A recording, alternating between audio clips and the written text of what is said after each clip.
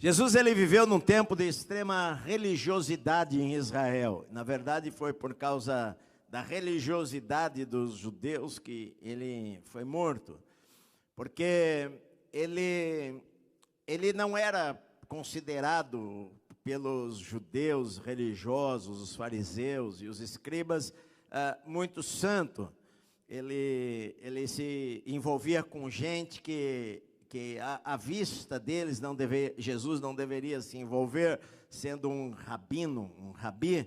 Ele sentava-se para conversar com pecadores, coisas que os rabinos jamais iriam fazer, isso daí. E então eles achavam que ele era tolerante demais, que ele era bonzinho demais, que ele não condenava as pessoas, enfim. E por causa disto, da falta de religiosidade de Jesus, eles acabaram matando. Na verdade, hoje seria o inverso também, porque num momento, numa época de tanta tolerância e não religiosidade, Jesus também seria considerado radical, porque ele falou coisas radicais. Ele, por exemplo, falou que a porta era estreita. Isto soaria muito radical hoje em dia. Ele falou: se você não aborrecer teu pai, tua mãe, teus irmãos, você não pode ser meu discípulo. Isto seria muito radical hoje.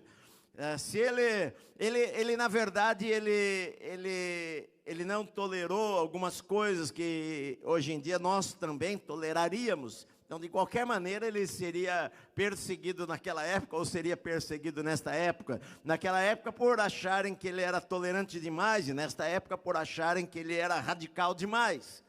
Porque aquele homem rico que veio falar com ele, e fazia tudo, obedecia todos os mandamentos, e Jesus falou: falta alguma coisa ainda, vai vende tudo que você tem, depois vem e me segue. Ele era uma pessoa boa, ele obedecia os mandamentos, e Jesus foi duro com ele, não aceitou que ele o seguisse, sem que primeiro ele vendesse tudo.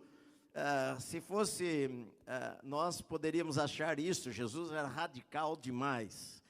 E na verdade, naquela época, os religiosos, eles não sentavam-se à mesa com pessoas que não fossem religiosas, que fossem considerados pecadores aos olhos deles, aos olhos da sociedade. E a pior ofensa que alguém poderia receber era ser chamado de amigo de pecadores.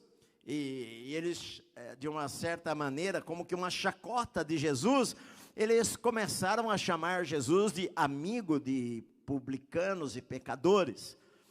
Por exemplo, se um publicano, o que era um publicano? Um publicano era o cobrador de impostos. Se um publicano quisesse seguir a um rabino naquela época, aquele rabino faria de tudo para dissuadi-lo, para não seguir. Ninguém queria um publicano seguindo, ninguém queria alguém, um pecador. Era mal para a imagem daquele rabino ter uma plateia, um auditório de pessoas assim. Ele queria ter pessoas justas, pessoas santas, pessoas religiosas, o seguindo. E Jesus, na verdade, acabou sendo o contrário do que eles queriam. Na semana passada, no domingo à noite, eu falei sobre a cura de um paralítico em Cafarnaum. Cafarnaum era a base da cidade de Jesus, do ministério de Jesus, na Galileia.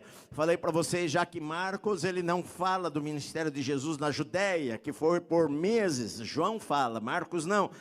E Marcos, quando coloca Jesus já na sua vida, coloca ele lá no norte, já lá na Galileia, meses depois do seu ministério. João Batista já está preso.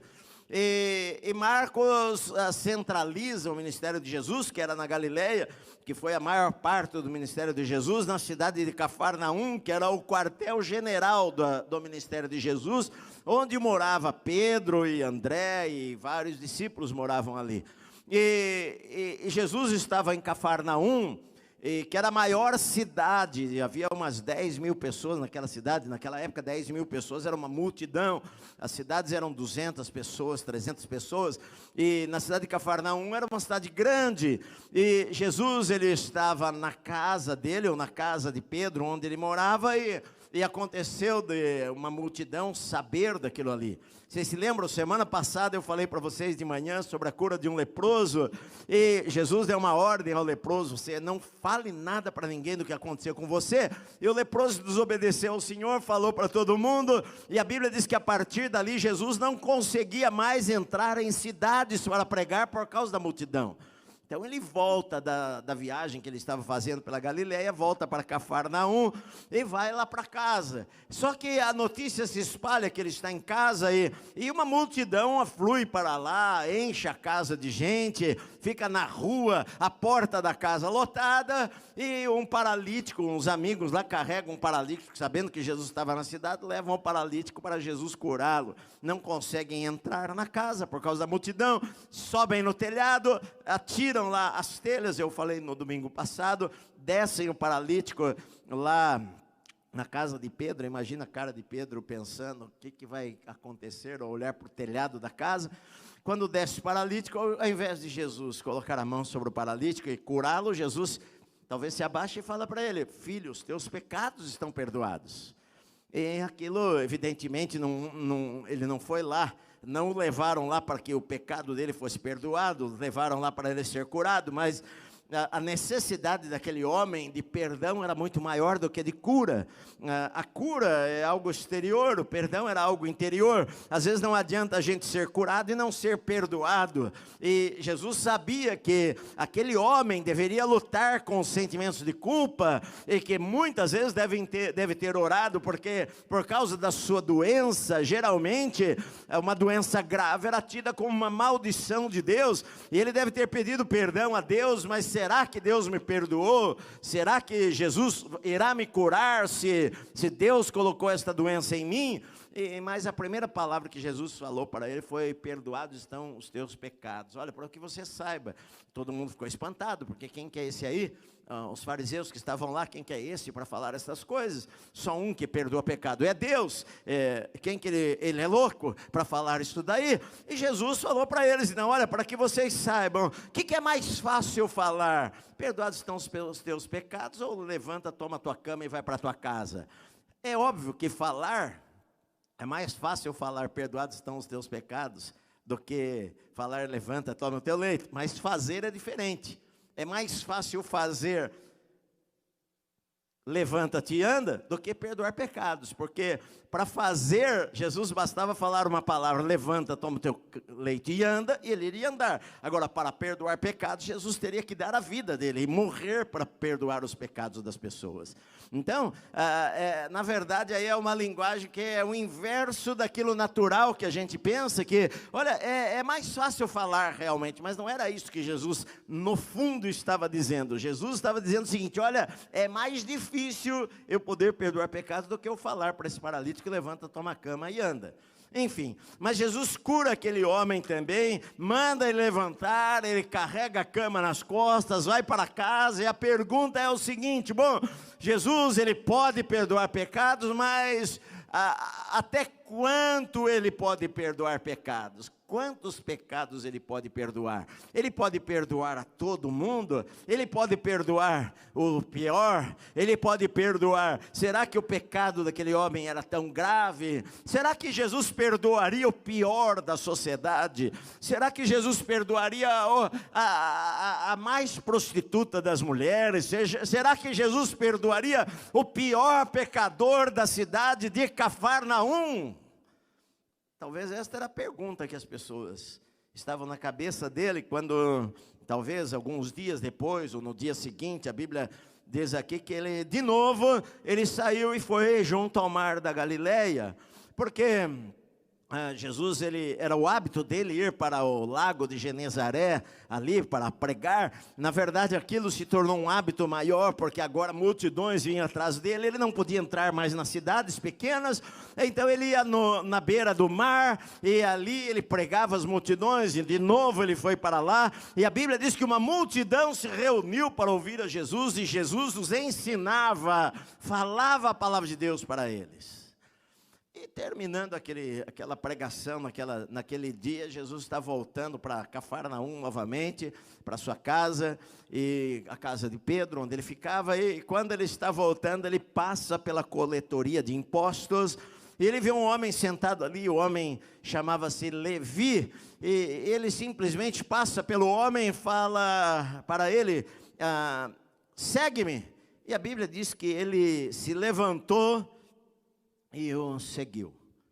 Interessante que é somente um versículo falando sobre não teve muita conversa, Jesus não explicou o evangelho para ele, não pregou o evangelho para ele, não falou quem ele era, nada. Simplesmente falou, vem, segue-me. E o evangelho de Lucas diz assim, ele deixando tudo, o seguiu. Deixando tudo, o seguiu. Quem era este homem chamado Levi? Nos 3 evangelhos fala desta passagem aqui. Mateus, Marcos e Lucas falam desta passagem.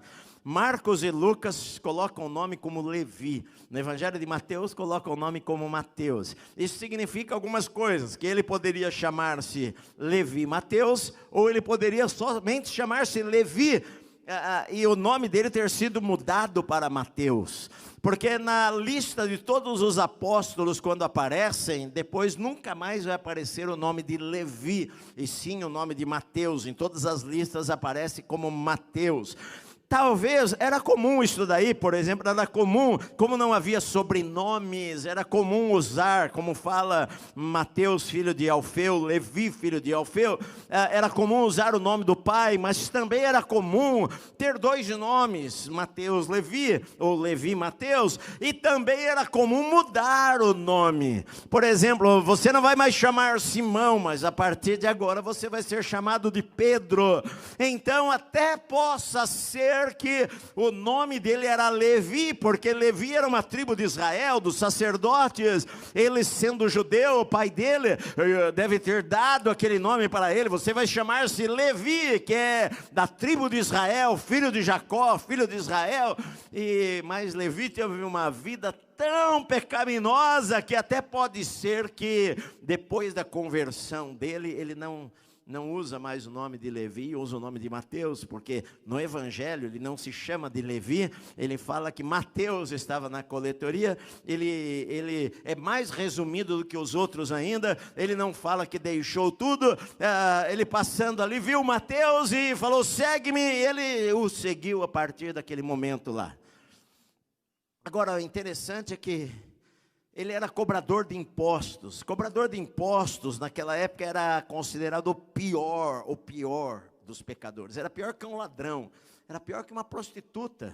Porque o cobrador de impostos, ele comprava uma franquia do Império Romano, que dominava aquela área e que arrecadava dinheiro para suas obras, para os seus exércitos, para suas construções.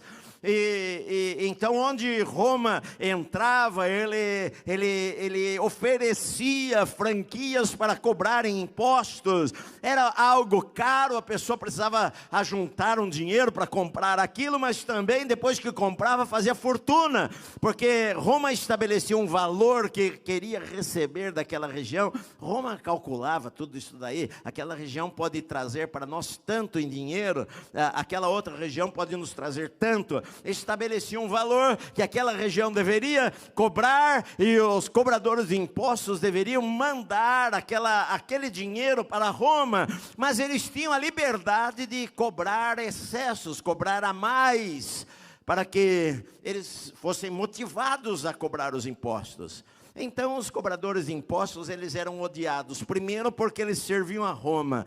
Segundo, porque eles cobravam impostos do seu próprio povo. Eram considerados traidores do seu povo. E terceiro, porque eles ficavam milionários em cobrar impostos, porque eles devolviam para Roma 50, mas cobravam durante aquele tempo em 200. Eles tinham a autoridade para taxar tudo quanto é coisa, desde que eles mandassem aquela arrecadação, aquele dinheiro que Roma havia estabelecido. E Levi era um cobrador de impostos. Agora, uma outra coisa interessante também, naquela época, é que havia 2 tipos de cobradores de impostos. O primeiro deles era chamado de Gabai. e ele cobrava impostos de terras, por exemplo. Ele cobrava impostos como se fosse imposto de renda, por exemplo, do ganho de uma pessoa. Ele cobrava impostos de um terreno que você vendia, de uma casa que você tinha. Ele cobrava impostos gerais, desses que geralmente nós pagamos também. E outro tipo de cobrador de impostos era chamado de moques. Eles cobravam impostos das coisas menores, de transações, de importação, de exportação. Eles cobravam impostos do peixe que você vendia, do peixe que entrava na cidade de Cafarnaum. Eles cobravam impostos, por exemplo, naquela época, carruagem paga mais. Não, você tinha um jumento, o jumento tem 4 patas, se tivesse 2 patas era menos, mas como tem 4 patas é um pouco a mais. Eles cobravam impostos de tudo quanto é coisa que as pessoas faziam. Esses eram mais odiados ainda. Dentre esses daí, esses moques, haviam os grandes moques, que eram os que recebiam os impostos, mas não queriam mostrar o seu rosto. Eles eram os cobradores de impostos, mas eles tinham as coletorias, mas ninguém sabia quem era. O povo em si não sabia, eles não queriam se mostrar. Eles tinham uma vida, digamos, digna diante da sociedade, ninguém sabia quem eles eram. E havia uns pequenos moques que esses ficavam nas coletorias. Esses não tinham vergonha de nada, esses não tinham reputação nenhuma, esses estavam pouco ligando, pouco se lixando para o que pensavam deles. Esses daí, eles eram mal vistos e eles não se importavam com isso. A única coisa que eles se importavam era com o dinheiro que eles iriam fazer e ganhar.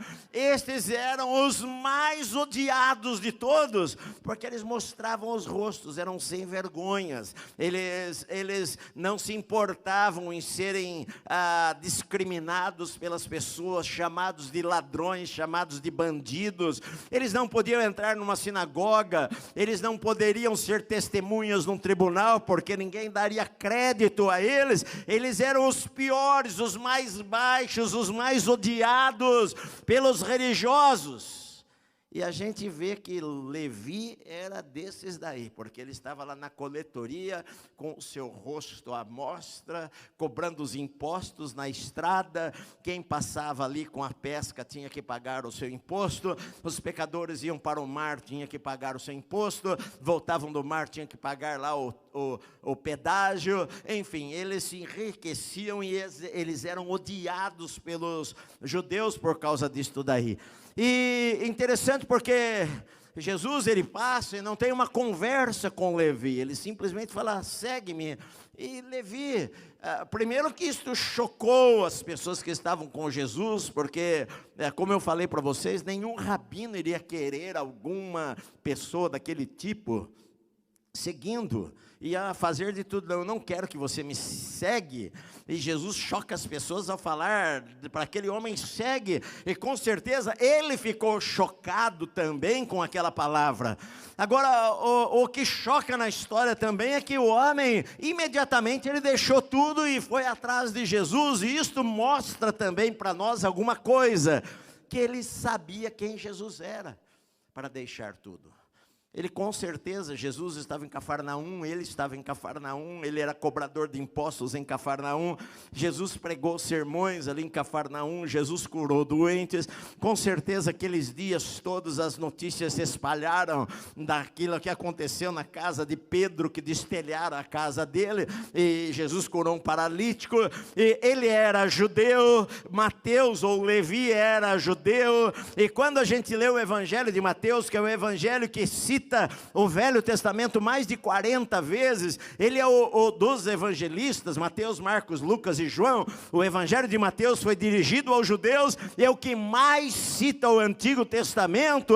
A gente então entende que Levi conhecia profundamente o Velho Testamento.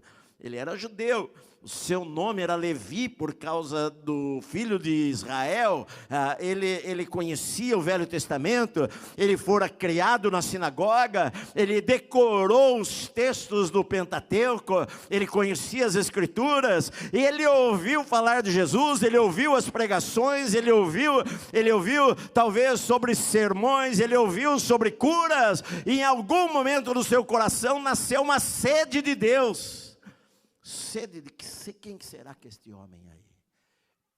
Agora, a pergunta é, eu não posso ir na sinagoga mais, porque Levi amava o dinheiro, e ele vendeu o seu povo por causa do dinheiro. Ele era ladrão, por causa do dinheiro ele fez coisas que sabia que estavam erradas. Ele não pode ir na sinagoga. Se ele tinha no seu coração hoje o desejo de acertar a sua vida com Deus, ele não tem como fazer, porque ele não pode ir até Deus, ele não pode ir até a sinagoga, ele não vai poder entrar lá. Jesus, ele conta até uma parábola de um publicano que foi à sinagoga, e de um fariseu, e ele diz que o publicano lá no fundo não levantava nem a sua cabeça, ficava ali escolhidinho ali, batendo no peito, falando, Deus tem misericórdia de mim. E Jesus falou, este voltou para casa justificado e não aquele. Eles eram mal vistos pela sociedade. Agora, é evidente que no coração de Levi começou a ter uma sede de, será que este homem é o Messias? Uma sede de perdão.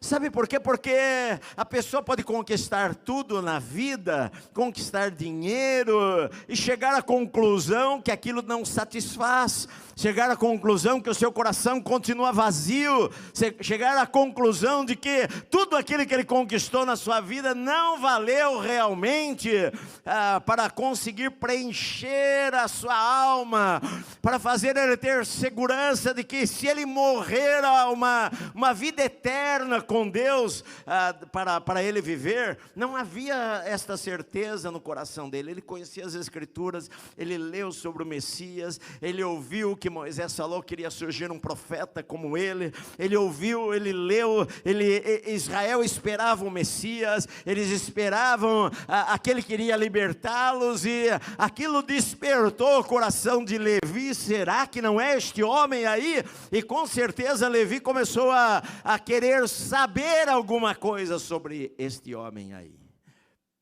Mas entre saber e a distância, porque você já deve ter pensado, ou naquela época as pessoas pensavam muito isso quando estavam doentes, porque a ideia era que se você está doente, com uma doença grave, é porque Deus julgou você por alguma coisa, você pecou, por isso que você está assim. Então eu não tenho como me aproximar de Deus, o que eu posso fazer? Os religiosos não chegam nem perto de mim. Os religiosos, se eu estiver em um lado da rua, eles atravessam para passar do outro lado da rua. Aqueles que podem dar alguma esperança para mim, se afastam de mim. Aqueles que podem dar alguma esperança para mim, é como se eu fosse um doente, impuro, e ninguém chega perto de mim, ninguém passa perto de mim. Se eu quiser seguir algum mestre das Escrituras para aprender alguma coisa, ele não vai querer que eu o siga, porque é mal para a reputação dele. Não é bom isso daí. E agora Jesus está passando ali, olha simplesmente para Levi e choca a Levi também, porque Jesus olha para ele e fala para ele, segue-me. E era o que ele queria. Talvez ele até tenha falado para Deus algum dia, será que há chance para mim ainda? Será que eu consigo me recuperar? Será que há perdão para os meus pecados? Será que tem uma saída para a minha vida? Eu já pequei tanto, eu já fiz tanta coisa que entristeceu a Deus, eu já fiz tanta coisa que eu sei que não tem mais retorno, não tem mais volta. Às vezes na vida da gente, a gente pode pensar que nós chegamos ao limite, ao fundo do poço, que não tem mais como voltar, que Deus não nos aceitará mais, que Deus já não se importa com a gente, que não tem cura para a minha vida, que não tem perdão para os meus pecados. Pastor, o senhor não sabe o que eu já fiz na vida. E às vezes a gente pensa assim, olha, eu fiz tanta coisa errada na minha vida que não tem mais perdão, não tem mais jeito, Deus não vai me perdoar mais, não tem mais reconciliação com Deus. E talvez este fosse o pensamento de Levi, porque ele talvez fosse aqui um dos piores pecadores da cidade de Cafarnaum, odiado por todos, discriminado pelos religiosos, sem nenhum relacionamento com Deus, mas lá no fundo do coração dele havia uma sede, havia um desejo. Será que tem jeito para a minha vida? E Jesus simplesmente num dia normal, depois de pregar pela manhã na beira do mar para uma multidão, está passando ali e fala: segue-me. E a Bíblia diz que imediatamente, ele não fala aqui, mas Lucas fala, deixando tudo, o seguiu. Deixar tudo para ele era muito. Até mesmo, eu já li comentários de que, naquela época, de todos os apóstolos, dos 12, o que mais deixou foi Mateus, foi Levi. O que mais deixou? Porque todos os outros teriam como voltar. Pedro mesmo, ele depois da morte de Jesus, ele estava lá no mar pescando. Eles poderiam voltar às suas atividades, poderiam voltar ao seu trabalho, mas Levi não poderia voltar mais. Ele ficaria desonrado diante de Roma, diante dos altos cobradores de impostos. Ele entregou a sua coletoria, e no dia seguinte o moque maior colocaria alguém lá no lugar dele, sem reputação também, alguém que amasse o dinheiro e quisesse o dinheiro, e aquilo é perda. Perdeu o seu dinheiro, perdeu suas economias, perdeu o que ele investiu no negócio, e nunca mais, ele traiu a Roma, ele nunca mais vai poder ser coletor de impostos novamente. Na verdade, ele entregou tudo realmente, ele perdeu tudo aos olhos dele, aos olhos dos homens, e ele saiu dali, se levantou e seguiu a Jesus, sem saber para onde ia, sem saber o que aconteceria. Ele nem imaginava que um dia ele seria morto por causa dessa decisão aí, mas quando a gente segue Jesus, a gente segue totalmente. A gente não mede consequências do que pode acontecer com a gente. Hoje em dia tem gente no Oriente, tem gente em países árabes, islâmicos, que decidem seguir a Jesus sabendo que poderão ser mortos, sabendo que poderão ser amarrados, acorrentados e levados para uma praia e serem decapitados. E eles decidem: eu vou seguir a Jesus. Às vezes a gente, na liberdade total que a gente tem, para a gente, seguir a Jesus é o oba-oba. Não, para eles não era oba-oba, é perder coisas. Hoje a gente pode seguir a Jesus sem perder nada. Aliás, a gente hoje não quer perder nada, a gente quer seguir a Jesus para ganhar coisas. A gente quer ficar mais rico, a gente quer ficar com mais saúde, a gente quer ficar com mais coisas, a gente quer ficar com mais amigos. A gente segue a Jesus porque a nossa vida vai melhorar. Na verdade, este é o nosso discurso, e na verdade, as pessoas, quando seguiam a Jesus, em muitos lugares, seguir a Jesus é perda, é perder.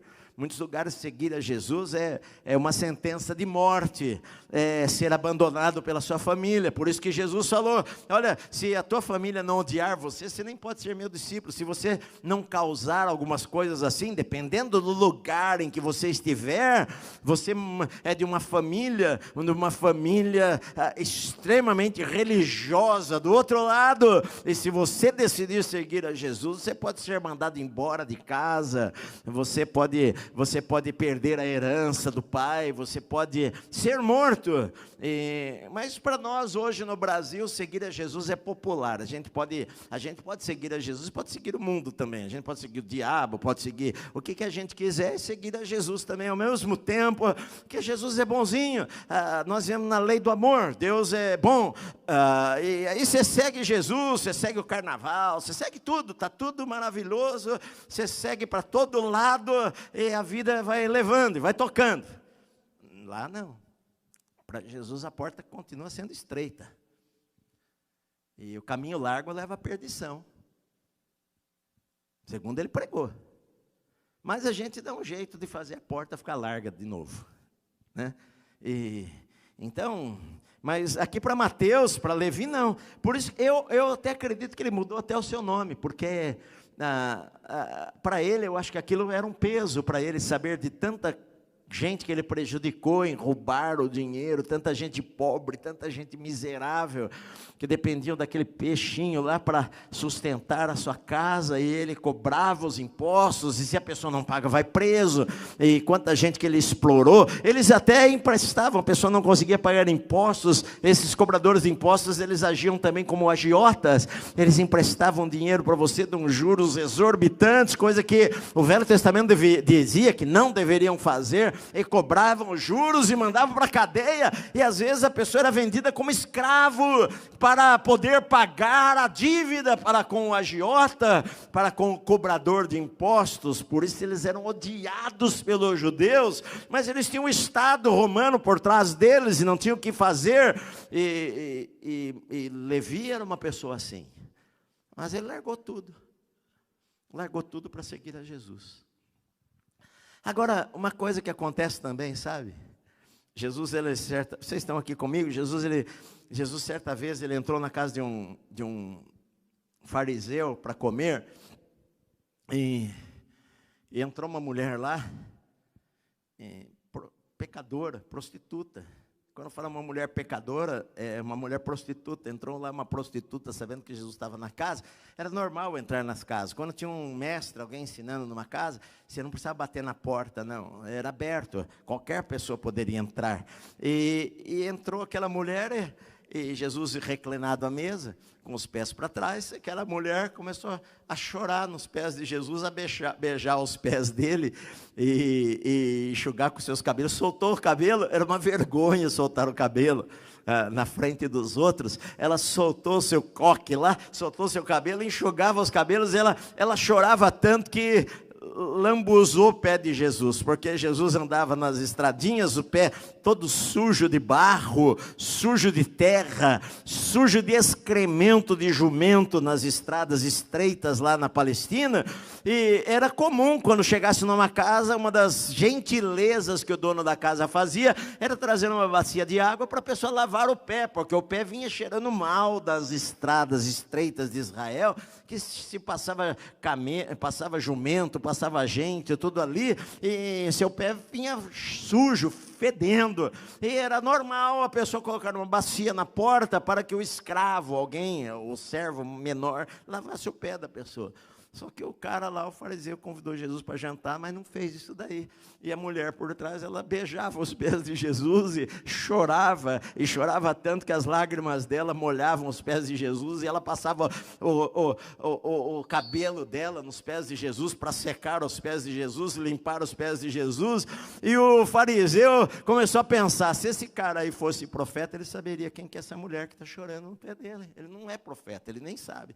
Aí Jesus virou para ele e falou, vou fazer uma pergunta para você, Simão. Me diz o seguinte, quem que você acha que ama mais? Quem foi perdoado um pecadinho ou quem recebeu perdão de muitos pecados, pecadões? E o Simão falou, com certeza, aquele que pecou mais e foi perdoado, esse vai amar mais. E Jesus falou, você respondeu com certeza, é isso aí mesmo. Na verdade, não tem a diferença. O que Jesus estava querendo dizer é que quem reconhece que foi mais perdoado, quem reconhece que tinha tantos pecados que foi perdoado, esse ama mais. E Jesus falou, pois é, você vê como que são as coisas? Eu entrei aqui na sua casa, você não me deu beijo nenhum na porta. Essa daí não para de beijar meus pés. Você não me deu água para lavar. Essa daí lavou os meus pés com as lágrimas dela, enxugou com os seus cabelos. Por isso eu digo para você, perdoados são os seus muitos pecados, porque ela muito amou. Na verdade, a gente, não é que ela amou mais porque ela tinha mais pecados, ela amou mais porque ela reconheceu que ela foi mais perdoada. Porque você pode não ter sido um grande pecador, mas você reconheceu quão cego eu andei, quão perdido eu estava, como longe de Deus eu estava, e receber o perdão, e você amar a Deus, porque você reconhece que você não era digno de receber perdão, você era um pecador miserável, você mentia no teu trabalho, mentia até para o teu pai e para a tua mãe. E você fala, puxa, Deus me perdoou. Agora o que aconteceu com Levi? Levi passou a seguir a Jesus, fechou a coletoria dele, e quando a gente se converte, a gente quer falar para todo mundo que agora a gente é de Deus. E ele resolveu dar uma festança na casa dele. Lucas diz que ele deu um banquete. E ele queria encher a casa de gente para dar o testemunho dele. Ele queria falar o que Deus tinha feito na vida dele. Ele queria falar que o dinheiro, tudo aquilo que ele fez, não satisfez o seu coração. E ele então resolve fazer uma festa na casa dele, um jantar. E ele convida Jesus, seus discípulos e os seus amigos. Só que quem era amigo dele? Não era religioso nenhum. Os amigos dele era barra pesada, era a máfia da Galileia. A máfia de Cafarnaum eram os amigos dele. Os amigos dele eram só cobradores de impostos, porque eles só se davam entre eles, ninguém queria saber. Então, quem que eram os amigos deles? Eram prostitutas, porque eles gastavam dinheiro com prostituição. Os amigos deles eram outros cobradores de impostos, eram outros malandros, corruptos. E a casa se encheu de gente. E a Bíblia diz aqui que havia muitos publicanos e pecadores, porque esses eram em grande número. Não é só naquela época que era em grande número, não. Todas as épocas eles são em grandes números. E a casa se encheu de gente malandra, de gente ladrão, de prostituta. Ele convidou todo mundo. Aquela mulherada que ele saía, ele convidou aqueles seus amigos maiores, os ladrões maiores, os corruptos maiores. Ele convidou, a casa se encheu de gente lá, todo mundo para jantar. E Jesus estava lá no meio de todo esse povo aí, reclinado à mesa. E o jantar naquela época não era 15 minutos, o jantar era 4, 5 horas, porque era a mesa era um lugar de conversar. Sentar à mesa queria dizer amizade, queria dizer que nós vamos ter um tempo para conversarmos juntos. E Levi estava tão feliz, mas tão feliz, que ele falou, eu vou fazer uma festança para valer, e vou convidar Jesus aqui para os meus amigos terem um contato com Jesus. Começou fazendo culto nas casas, a célula de Mateus. Chamou todo mundo, a casa se encheu de gente. E Jesus, com certeza, naquela noite, falou muitas coisas. Jesus contou talvez histórias, Jesus falou coisas que com certeza atingiu o coração de muitas pessoas. Jesus mais tarde ele iria dizer aos fariseus, olha, eu vou falar para vocês que muitos publicanos e pecadores entrarão no reino dos céus na frente de vocês. Porque ouviram a mensagem. Gente sedenta. Gente que falou, eu não encontrei no pecado satisfação. Gente que pecava, mas chegava à noite, na hora de dormir, o vazio tão grande lá no seu coração. Falta alguma coisa na minha vida que o dinheiro não pode dar. Falta alguma coisa na minha vida que a prostituição não pode me dar. Falta alguma coisa na minha vida que o pecado não pode preencher. Falta alguma coisa no meu coração, eu não sei o que é, mas eu vou dormir, há um vazio tão grande dentro de mim, que eu tenho religião, eu pago as promessas, mas continua aquele vazio lá no meu coração. O que é que falta? E Jesus naquela noite falou e falou e falou com eles, e talvez Levi também falou, e com toda a sua vida, e com toda a sua infância, e falou do que aconteceu, que agora entrou uma paz imensa no seu coração, que ele estava livre. Talvez foi a maior baixa que Roma teve naquela noite lá.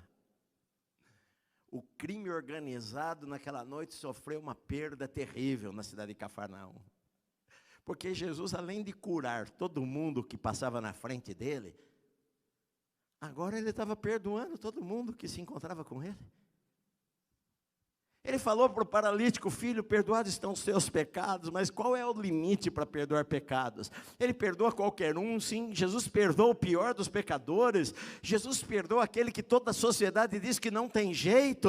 Jesus tem poder para perdoar aquela pessoa que a gente não perdoaria, que a gente não quer na igreja, a gente não quer aquela pessoa sentada conosco.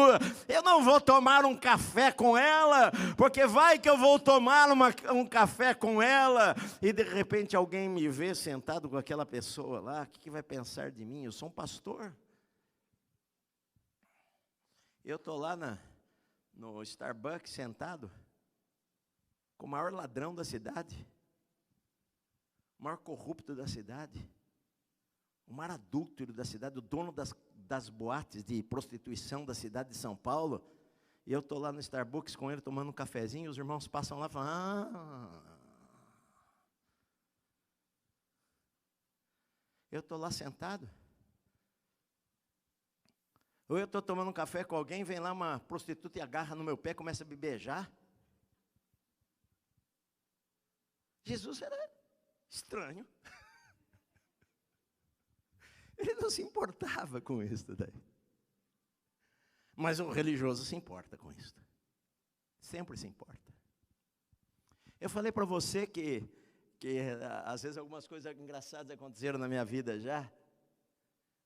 Eu falei para você que esses dias eu mencionei aqui que entrei numa casa lotérica para tirar uma xerox, que estava no escritório. Nós tínhamos o escritório da igreja ali perto do metrô, da Associação Proclamar, e eu estava lá no escritório, não tinha máquina xerox. E aí o Eberson me falou: pastor, você precisa tirar uma xerox. Eu falei: não, pode deixar que eu vou. Onde que tira? Ele falou: tem uma lotérica aqui do lado que tira. Eu falei: tá bom. Fui lá na lotérica, lá tirei. Entrei lá, encontrei um irmão lá dentro. O irmão ficou vermelho, roxo, amarelo, ficou sem jeito, né? E eu não pensei nada. Eu estava indo lá para tirar uma xerox. Também, se eu estivesse jogando, nenhum problema. Cada um joga. Eu falei: o que quer? Ué. Uma pessoa fica envergonhada. Porque geralmente a religião acusa a pessoa. Falei para você que certa vez eu estava na rua vindo, e tinha um irmão andando na frente, estava com cigarro assim, fumando e tal. E eu vim atrás assim dele, e eu bati no ombro dele: ô irmão, tudo bem? E ele... É o golpe do cigarro, você tem habilidade para virar o cigarro para o lado de dentro. Ele virou assim, fechou a mão assim. Eu conversando com ele, a fumacinha saindo pelos dedos dele. E às vezes as pessoas, elas pensam geralmente assim, porque a igreja julga tanto. A igreja, a gente pensa o seguinte: a igreja é um lugar de gente santa. Tem gente que pensa assim: eu nem vou na igreja, porque como que eu vou para a igreja? Eu sou um tremendo pecador, lá só tem gente santa.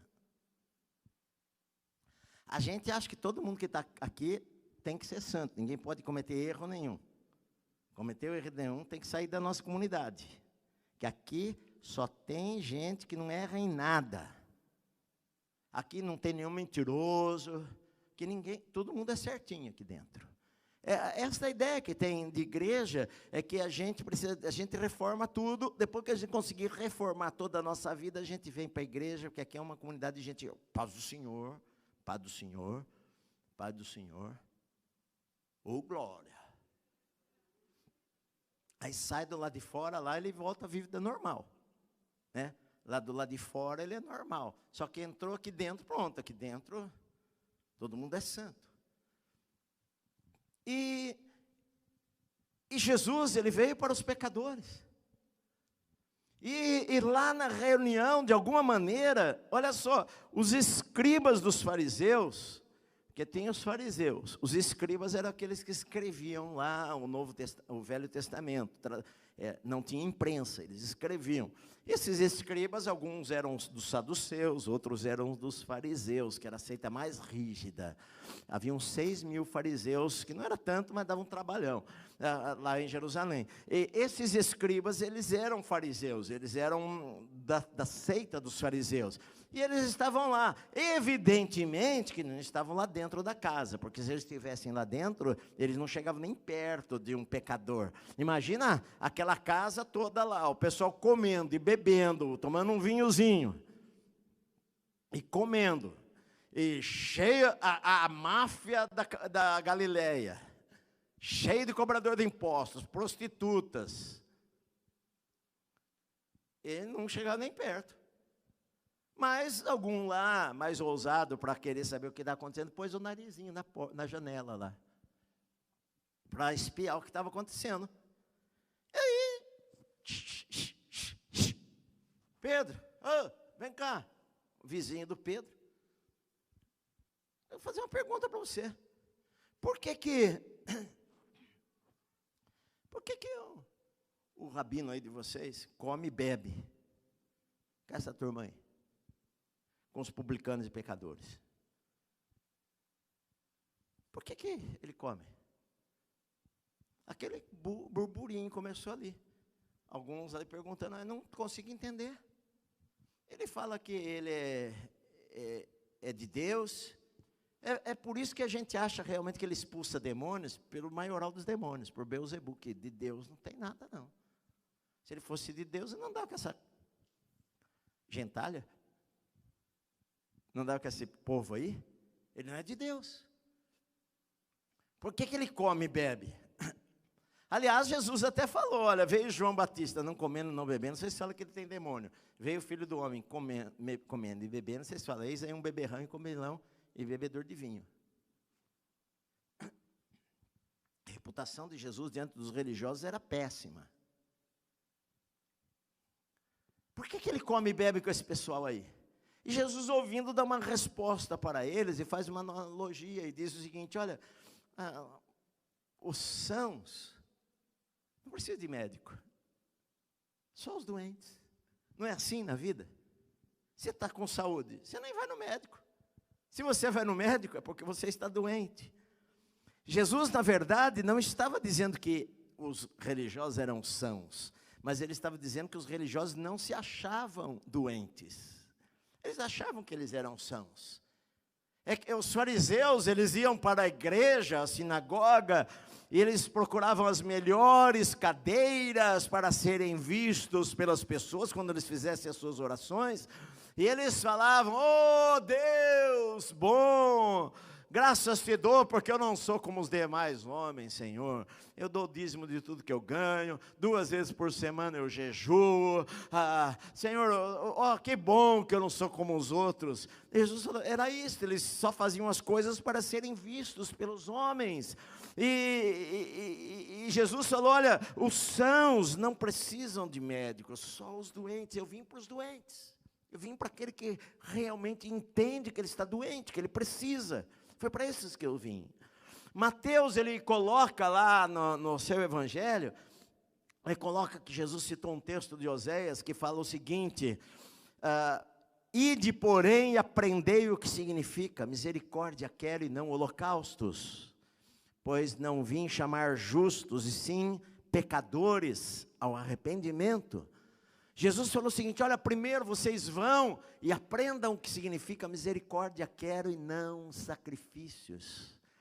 O que adianta a gente ir para a igreja e cantar, e levantar as mãos, e sacrificar, e levar o cordeiro, e aplaudir, e gritar glória a Deus, e a gente não é misericordioso com as pessoas, a gente não entende as necessidades das pessoas, a gente não se coloca no lugar das pessoas, a gente não entende a alegria que há no céu quando um pecador se arrepende. Às vezes a igreja, o mundo religioso é o mundo que mais condena as pessoas. Se alguém cometer um pecado, está excluído do nosso círculo. Um pecado conhecido. Se for escondido, tudo certo. Se alguém cometer um pecado, pode cometer qualquer pecado. Na nossa igreja já aconteceu de ter um ou outro que pecou. Uns 2, 3. Depois de se converter. Esses 2, 3 que pecaram depois que se converteu, a barriga da moça começou a crescer. E agora, o que faz? Muda de igreja? Porque se ficar aqui na igreja vai pegar mal. Porque todo mundo é santo. De repente encontrar em nosso meio um pecador, uma pecadora. a melhor coisa é sair da igreja. É ir embora para outro lugar, chega lá disfarçadamente, vai no apelo na frente, se converteu naquele dia, converti grávida. Todo mundo vai aceitar. Porque, o que vai fazer?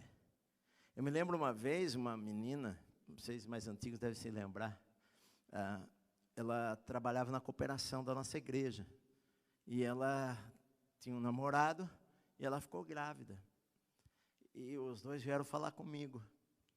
E ela chorou, a mãe dela da igreja. E ela chorou, falou: pastor, nós erramos, pastor, não sei o que eu faço na minha vida, não sei se eu aborto, não sei o que eu faço.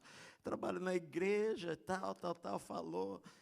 E o rapaz estava começando aí na igreja, ainda não era assim crente, enfim.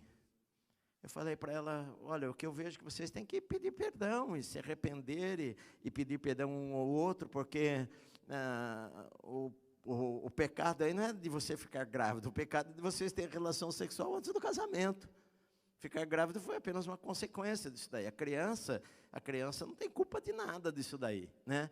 Jamais você vai pensar em abortar uma criança que é um ser vivo, que ela não tem culpa. E a gente nunca sabe, nos ombros desta criança que está aí, pode estar um homem, uma mulher que vai mudar a uma sociedade inteira. Deus tem planos maravilhosos para esta criança aí. Então, você não é este o problema é o pecado que vocês andam cometendo, que vocês têm que se arrepender e pedir perdão um para o outro. E eles choraram, pediram perdão, tal. Eu falei: olha, o que eu posso fazer para você? O que eu vejo, a melhor solução é o seguinte: eu, de maneira, quero expor vocês, mas se você trabalha aqui na igreja, as pessoas vão ver, e talvez vocês vão sentir-se envergonhados diante dos irmãos. Então, eu acho que a melhor solução era eu chamar os irmãos para uma reunião à parte, todos esses que conhecem vocês, eu explicar e dar uma palavra para eles, e conversar com eles. Se vocês quiserem, pelo menos livra vocês de você passar alguma vergonha. Não, pastor, se você estiver com a gente está. Então tá bom. Terminou o culto, tchau, Deus abençoe. Pessoal que trabalha aqui na cooperação, os irmãos da igreja, fiquem aqui que eu tenho uma palavra para dar para vocês. E os irmãos vieram ali na frente, tudo. E eu falei: olha, irmãos, aconteceu isso. E quem aqui não tem nenhum pecado, pode pegar a pedra e começar a jogar. Mas é o seguinte: Jesus nos ensinou que a gente tem que perdoar as pessoas, porque nós também erramos. Se for esclarecer pecados que vocês tiveram depois que se converteram, a maioria não, todos pecaram. De alguma maneira ou outra. Não, o pecado dele é maior do que o meu, o pecado dele é maior do que o meu. Não, você pode falar uma mentirinha, que para você vai te lançar no poço, porque para você aquilo pode ser muito grave. Enfim, os irmãos perdoaram a pessoa, abraçaram ela, enfim, a igreja fez um enxoval do bebê, a igreja, enfim, fez e tudo que podia, os irmãos todos, e foi abraçada, e foi acolhida, e teve o bebê, enfim. Sabe, queridos, a gente, às vezes a igreja, os religiosos, são os que mais condenam as pessoas, são os que mais falam, são os que mais criticam. E Jesus falou para eles: olha, eu quero que vocês aprendam o seguinte: primeiro, vão lá e aprendam o que significa misericórdia, e não sacrifícios. Porque eu vim, não foi para os sãos, eu não vim para os justos, eu não vim para aquele que se acha justo. Você se acha justo, você nem precisa de mim, nem precisa de Deus na sua vida, você se resolve sozinho, você é justo demais, não precisa de Jesus, não. Ele falou: eu vim para aquele que está doente, aquele que se sente miserável, aquele que entende que ele não consegue chegar a Deus sem um instrumento, sem um intermediário, sem mim. E Jesus falou: eu vim para esses daí. Vocês precisam aprender que a gente precisa ter misericórdia de todas as pessoas, porque Deus ama a todos. Deus não tem diferença. Deus não tem diferença de cor, de classe social, de onde nasceu, de escolaridade. Deus ama aquele que não tem dente nenhum. Deus ama o outro que vai no melhor dentista da cidade. Deus ama o pobre, Deus ama o rico. Deus não despreza o rico. Jesus entrou na casa de gente rica e Jesus entrou na casa de gente pobre, porque todos eles são pessoas que precisam de Deus. Todos são pessoas importantes para Deus. Às vezes as igrejas, às vezes acabam discriminando pessoas. Enfim, chegou alguém, sentou do meu lado, ele é um morador de rua que não toma banho já há 6 anos, e eu não aguento esse cheiro. Enfim, Deus ama aquela pessoa da mesma maneira. A gente precisa aprender a ser mais misericordioso com as pessoas do que religioso demais. Jesus falou: eu vim para esses daí. Acho que aquele dia foi um dos melhores dias na vida de Mateus, porque a partir dali a vida dele mudou. Ele conta essa história num único versículo também. Ele nem fala que deixou tudo. Ele fala que Jesus, num dia normal, passando ali pela coletoria, viu um homem chamado Mateus e falou: segue-me. E ele o seguiu. E a partir daquele dia nunca mais foi a mesma pessoa. Mais tarde, no meio daquela multidão toda, alguns meses depois, no meio daquela multidão toda, Jesus, uma noite, passa a noite inteira em oração. No meio do seu ministério, ele fala: agora eu vou separar um tempo maior para estar com 12 pessoas apenas. Eu vou pregar para a multidão, mas eu vou treinar esses daqui. E dentre aqueles que Jesus chamou, lá estava Mateus. E Jesus falou: Mateus, você é um deles, vem para cá. E Jesus começou a treinar Mateus, e junto com os outros. E ele nem imaginava que depois da morte de Cristo, ele iria ser o primeiro escritor da vida de Jesus. O primeiro que escreveu um evangelho foi Mateus. Conhecia profundamente o Velho Testamento, cita passagens e passagens do Velho Testamento. Aquele que fora cobrador de impostos e que não poderia nem entrar na sinagoga. 30 anos depois, a história da igreja fala que ele foi missionário na Etiópia, e lá ele foi queimado em uma estaca em praça pública, por não negar a Jesus, por não negar o seu amor a Cristo. É isto, deixou tudo. O que a gente deixa por amor a Jesus? Me lembro só para terminar, 2 histórias aqui. A primeira delas, que eu já falei tantas vezes para vocês, de Eric Liddell, do filme Carruagem de Fogo. Quantas vezes eu fiz casamento e noivas entraram na igreja junto com aquela música Carruagem de Fogo do filme. E Eric Liddell foi um corredor, né, escocês, filho de escocês. Os pais dele foram missionários na China, ele nasceu na China. E ele começou a correr, ele falou: Deus me deu um talento, Deus me deu pernas rápidas para correr. E ele foi para a Olimpíada em 1924, e ele correu as Olimpíadas, e a corrida que ele era mais especialista, a esperança da Escócia, era os 100 metros rasos. Só que aquela corrida caiu num domingo, e naquela época, os cristãos no domingo era o dia do Senhor, e não corriam. Ele mandou uma carta ao Comitê Olímpico, falando que se fosse naquele dia ele não iria correr. Ele era o favorito para a prova, e o Comitê Olímpico não mudou a data. A corrida foi no domingo e ele não correu. Ele resolveu correr os 400 metros, que não era especialidade dele. E antes dele correr, um irmão entregou um bilhetinho para ele com um pedaço de um versículo no livro de Samuel, que dizia: eu honro aos que me honrarem. E ele correu os 400 metros com aquele bilhetinho agarrado na sua mão. E ele correu e ganhou os 400 metros, bateu o recorde mundial dos 400 metros. Foi aclamado depois na Escócia e considerado o maior esportista olímpico deles. E só que ele resolveu o seguinte: bom, agora eu fiz o que eu deveria fazer, agora eu quero voltar para a China, porque eu tenho um chamado maior do que correr, que é ser missionário. Ele foi para a China como missionário e ficou lá por muitos anos. E a corrida foi em 1924. Em 1939, quando estourou a Guerra Mundial, os japoneses invadiram a China, e todas as agências missionárias mandaram os seus missionários que voltassem para os seus países de origem. E ele não quis voltar, e ele falou, não. Ele mandou a esposa com 2 filhos, a esposa dele estava grávida, e ele falou, não, eu não vou voltar, eu vou continuar aqui. Mandou a esposa para guardá-la com seus filhos, e ficou lá na China, trabalhando, e ele não sabia que ele tinha um tumor no cérebro, e alguns meses depois ele morreu sem ver a sua 3ª filha nascer. Morreu lá, e as pessoas disseram à volta dele que antes dele morrer, as suas últimas palavras foram: eu rendi tudo da minha vida para Deus, para Cristo. O que nós demos para Deus?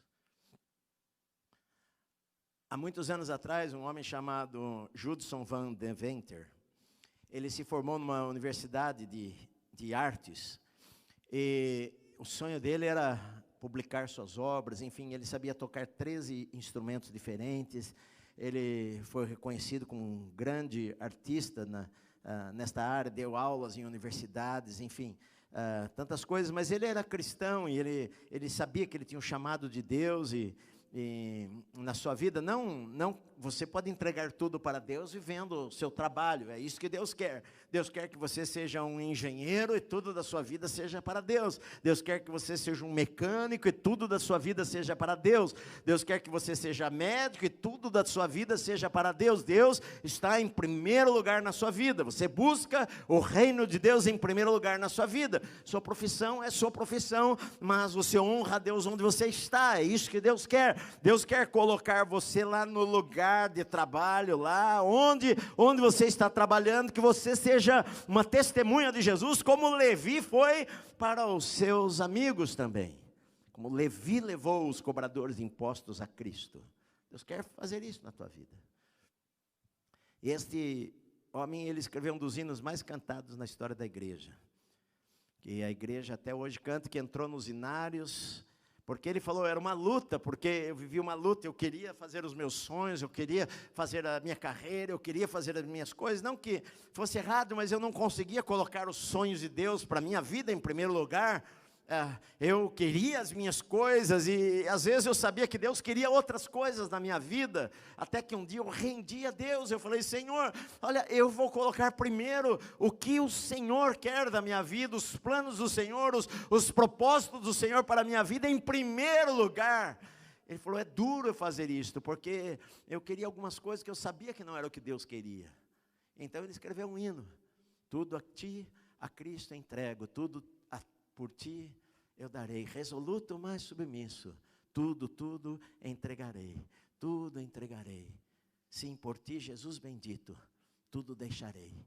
Este hino se canta na igreja, no mundo inteiro até hoje, porque foi uma expressão do coração dele. Ele era um músico, ele tocava, ele dirigia, ele dava aula, e ele escreveu uma música que na verdade é o que Deus quer da nossa vida, que Mateus ou Levi deixou tudo, perdeu os seus sonhos para viver os sonhos de Deus para a vida dele. É isto que é seguir a Cristo, queridos. Seguir a Cristo não é seguir a Cristo e seguir outras coisas. Seguir a Cristo não é seguir a Cristo e seguir a minha vontade. Seguir a Cristo é render tudo, é entregar a vontade, é entregar os sonhos, é entregar o dinheiro, é entregar os projetos, é entregar o futuro, e falar, Senhor, a partir de hoje eu vou fazer o que o Senhor me chamou para fazer. É isto que eu quero fazer com a minha vida. E isso empolga tanto você, que você quer levar todos os seus amigos e conhecidos a conhecerem a Cristo também. Porque Jesus muda radicalmente a vida da pessoa, meu amado. Seguir a Cristo não é seguir uma igreja. Seguir a Cristo não é apenas ir ao culto de domingo. Seguir a Cristo é seguir a vida inteira. Na segunda-feira, meu trabalho. E às vezes a gente perde namorado, perde namorada, perde um bom casamento, segundo as pessoas, perde um trabalho, aquele trabalho era ilícito, agora não me serve mais, aquilo lá prejudicava pessoas, agora eu não faço mais, aquilo lá enganava o governo, agora eu não faço mais, agora eu sigo a Cristo, agora a minha vida é diferente. agora eu quero agradar ao Senhor em primeiro lugar. Agora eu não vou para alguns lugares porque não agrada ao Senhor, eu deixo de fazer algumas coisas, não é por causa de religião, não é porque é o que vão dizer, mas porque não agrada ao Senhor. Enfim, seguir a Cristo é uma decisão na nossa vida, que muda radicalmente a nossa vida, e muda o nosso futuro, meu amado. E foi o que Levi fez, e a partir dali, ele seria chamado de Mateus, aquele que honra a Deus e agrada a Deus.